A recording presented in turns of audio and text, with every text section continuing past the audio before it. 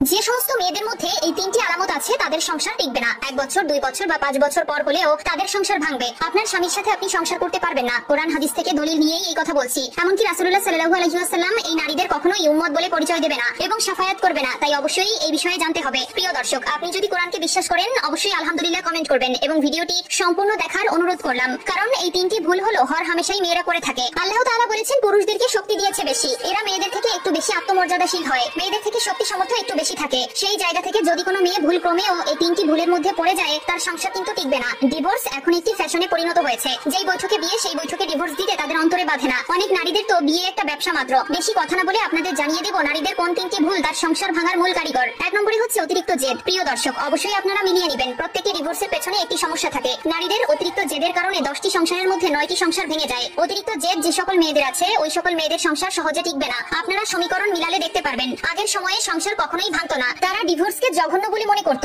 মোহরানার জন্য আজকাল বিয়ে ও ডিভোর্স ব্যবসায় পরিণত হয়েছে। সুতরাং সাবধান, অতিরিক্ত জেদ মেয়েদের জন্য ভালো কিছু নয়। 2 নম্বরে যে ভুলটি মেয়েরা সবসময় করে